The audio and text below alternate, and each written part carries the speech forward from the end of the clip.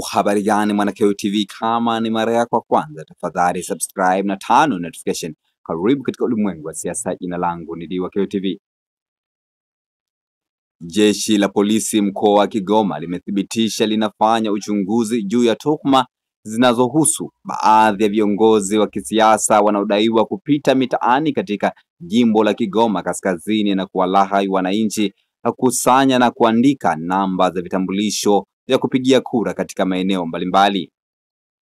Taarifa hiyo imetolewa leo Septemba 27 mwaka 2025 na kamanda wa polisi mkoa wa Kigoma, kamishna msaidizi mwandamizi wa polisi ACP Philemon Makungu kupitia taarifa kwa umma.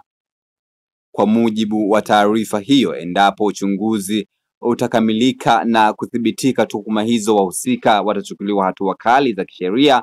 Vitendo hivyo ni kosa au kwa mujibu wa vifungu vya 114 1FG na kifungu cha 119(2) cha sheria namba 1 ya uchaguzi wa rais, wa bunge na madiwani ya mwaka 2024, imeeleza taarifa hiyo.